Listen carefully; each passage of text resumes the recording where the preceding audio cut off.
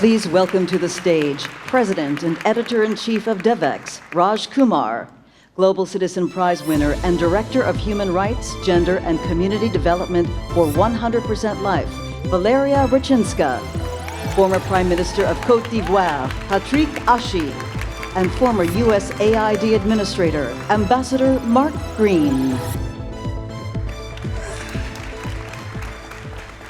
Good afternoon, everybody. Valeriia, it is such a pleasure and honor to be sitting next to you. I just have to ask you before we even start, how do you feel? Super emotional, yeah, and it's a mix of emotions. I'm super happy to be here. I feel proud of myself, my community, of all the people that contributed in such great results. But at the same time, I feel sad for people who didn't make it to this moment. To all these people who died from HIV, from injustice, and the biggest injustice that we have now because of war that Russia started in Ukraine. Yeah, we're all, please. We're all very familiar and watching what's happening in Ukraine with real concern. And of course, this community as well is watching what's happened in Washington, D.C. with aid cuts, and around the world too. One of our hardest jobs as journalists these days is to come up with more adjectives. Calamitous, disastrous, maybe you in the audience can help us with some more. Boneheaded, I've heard that one. Aid has been cut pretty significantly. The United States was spending $72 billion a year in 2023. And this year it might be less than $15 billion, to give you an example. And we're going to hear in a moment what that means in places like Ukraine, but we're really honored and lucky to have Mark Green with us. Mark, yeah, please applaud Mark. Mark was the head of an agency some of you might have heard of called USAID. It is now very famous. Always important, but very famous. You led that agency under President Trump in his first term to great acclaim from Republicans and Democrats and everyone in between. You also had a big role at the Millennium Challenge Corporation. You were on the board there in the Obama and Trump years. You were a member of Congress before that. So you see this really through the lens of your career and your work. I want to ask you kind of what I asked Valeriia. How does it feel? You've seen what's happened to USAID and all. How does it feel to you personally? Well, first off, Raj, as you pointed out, the other part is understanding the context in which this is happening. So it's not simply USAID, and it's not simply the US. We're seeing deep cuts by the world's major donors across the board. There's a tremendous retrenchment. So my first reaction is we screwed up. All of us, we screwed up. The basic mistake that we have made over the years is we've been operating under the assumption that good ideas sell themselves. We're wrong. We're badly mistaken. And we've found ourselves in a setting in which people have forgotten why it is that we do these things, why it matters. So shame on all of us, certainly myself included. We need to go back to work, really back to the basics, talking about why these things matter. So now that we find ourselves in this situation with aid being cut so dramatically in the US and around the world, what are some of the real world implications you're expecting to see? Well, so first off, I think it's important when we have these discussions, it's not the acronyms that matter, right? It's not where a development agency is on the org chart, what you call it. It's about people and it's about principles. And we're at risk of losing an entire generation of mission-driven development professionals, people who have given much of their lives towards lifting humanity and trying to make the world a better place. And also, on top of that, the principles that we have learned along the way, particularly from MCC, and I truly believe in the principles of MCC, we're at risk of losing those principles and the difference that has been made. And then the final point, and you and I have talked about this before, I'm also concerned that we forget what real compassion is. So we all agree that when a disaster strikes, whether it be a natural disaster or a man-made disaster, we have a moral obligation to act, and we do As an American, I'm proud of the fact that we are the largest humanitarian donors in the world. However, real compassion is not simply responding to the moment. It is also making the kinds of investments and the kinds of reforms that help for the future, that help people no longer needing humanitarian assistance. That is at risk, and I worry about it. And that's obviously very relevant in a place like Ukraine. Valeriia, just coming back to you briefly, Ukraine has an immediate emergency. The United States has been a major donor trying to support the work there, including in the health system where you work, but also thinking about the future of the country, right? What are the implications of these aid cuts in Ukraine today? So I would say it's a catastrophe, because for us funding of US government was crucial, and it's like 50% globally of global response on everything. So PEPFAR was investing in our medication for HIV-positive people, for tuberculosis treatment, for laboratory support, for communities development, for human rights, for everything here.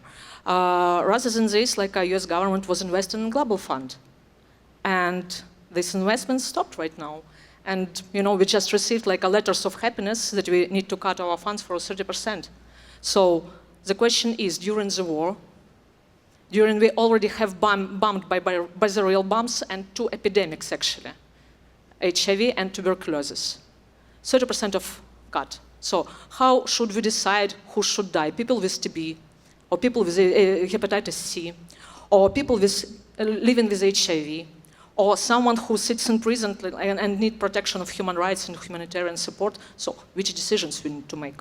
And sadly, those are decisions that countries are being forced to make immediately, because there was no planning, there was no long-term communication about these cuts. It just happened instantly. We're very lucky to have a former prime minister of the Ivory Coast of Côte d'Ivoire, Patrick Achi, with us. And I hope you might take us inside a little bit, the conversations you're having with your colleagues, with other heads of government around Africa. What is the conversation like at that level when they're dealing with these massive cuts coming into health, education, agriculture, et cetera, in their countries? What are they saying to each other? I think it's really, it's a hit, and it was unexpected, right? Excellency just said it. Aid was declining. We could see it coming, but we were not expecting such a blow. We were not expecting just an external shock, which left thousands of kids not being able to access food, thousands of girls not being able to go to school anymore, thousands of HIV patients not being able to access medicines. I mean, this is really a drama to a certain extent. Now, when something like that happens, then you have to find, it's a crisis, then you have to find a way forward. So you're trying to find on your own internal domestic resources how to bridge the gap so that, it doesn't go that bad. Yet, you have a lot of casualties, but that brings you on the thinking process much further down the line, asking yourself at the end of the day, one thing. Can't you really count on people? And you question about, the statement that says there is no friends, as a country. A country do not have friends, they only have interest. So you start to, because after a while, you keep telling you, these are friends, these are doing that, they have compassion for me, so on and so forth. But then when things like that happen, you ask yourself deep question. You realize that maybe it was a mistake for you counting on people to come up and tackle your deep issues. That maybe down the line, you should be thinking about being self-sufficient, down the line. So this thinking is being, going on. The second thing I really want to stress, which is important to me, is that, and we've been talking about that, on our side, is the way people view the donation or the help. It's like, I'm really strong, I have so much, and you're weak, and you have nothing, and you look upon like someone who's a beggar, But I think that people should go a little bit, much deeper on that once again. Because, we could see how the world is moving, and it's more and more unpredictable. It's uncertain with political fragmentation, with climate change, with demographic divide, with the issue of debt going on, with artificial intelligence. Who can tell 10 years down the line where the world is going to be? Now look, what is going to happen is that one of the most important things will be brain, will be people being able to think. And yet, you see, with the demographic divide, Africa's population in 25 years down the line is going to double. We'll be 2.5 billion people, a quarter of the world population. 60% of them will be youth aged less than 25. Yeah. When in Europe, in US, everywhere, people will be aging. Now, today, development has to do with knowledge, brain, innovation. Now, where will the kids who are going to think, innovate will be? No more in the US, no more in China, no more in Europe. Africa will have the biggest thinking power. Now, if you don't help them do education, if you don't help them build the infrastructure divide, how are these kids going to be inserted into this life? So let's hope. Let's think about something that, we have a shared world, we have a shared planet, we have a common interest to make it, survive. Let's see each other not as one big guy giving to someone who's begging, but investing in people that tomorrow will make this world better, will make the humanity better, because we're all alike. It's a partnership, right? It's a partnership. Mark, you've got to bring him to Capitol Hill. We can use that argument there. It's been a roller coaster. We broke the story, I think, 90 days ago now, approximately, that they were going to stop all work at USAID. But that was just the beginning. Just last week, we broke another story. The Millennium Challenge Corporation is potentially going to be shut down. As you think about the role of Congress in all this, because we've been waiting since that first story till last week, when's Congress going to speak up? You're a former congressman. You've got a lot of friends on the Hill. Is there some hope that this community, that people who believe in these issues, people who can make the case that the former prime minister just made, that Congress will stand up and do something about it?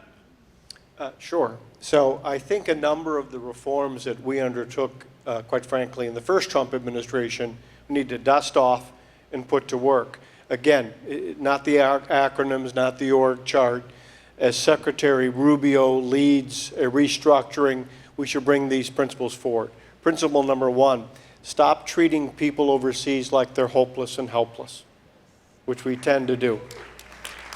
Number two, stop treating private enterprise and business as though it's a tool to take out of the toolbox, dust off, use once, and then put away, never to be looked at again. Collaborate with our friends around the world, collaborate with private enterprise, sit down and jointly draw up new initiatives. This is an opportunity.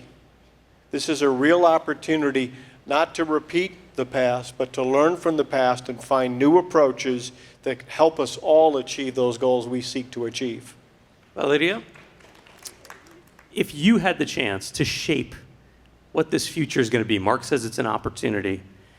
Based on your experience on the ground in Ukraine, serving, I think, more than 1 million people now you have, how would you like to see this shaped? What exactly? The foreign aid world, the development and humanitarian sector, how can it be shaped in a way that most meets the needs of the people you work with every day in Ukraine? Good question. Firstly, it should be fully funded, all our humanitarian response. Because, as a community, we did a lot during the war. But why it became possible? Like my personal story, 15 years ago, Global Fund invested in my health, procured my medication. 5 years ago, USAID saved my life again with their medications they were procuring for my country. When the war started, USAID saved my life again. I have a can with me, and it's my life for 30 days. My medications that make me alive, healthy, and let me be a mother and deliver all these great results. And if 15 years ago someone would cut the international aid, I wouldn't be here. More than this, my son will be somewhere in orphanage. My mother would be somewhere in a government institution. So just with touching of life and health of one person, you touch in the families, like a household. So what I would like this, like a society, to do? Firstly, restore USAID fully, because all the projects were good. We know about this. Secondly, fully fund, restore, and continue PEPFAR, even with some expansion. And third, the Global Fund. Global Fund made us as a community strong. Then invest in money, expertise, investing in our health. I don't know who exactly I should be thankful, actually, for my life. But I want to say that this work should be continued. Thank you. I just have to say, as we end, it can sound like an academic question, the future of foreign aid, an abstraction. It is real. It is happening now on the ground all over the world, and I think you got a flavor for it today. And I thank all of you for your advocacy and your work as we shape what that future will be. Thank you.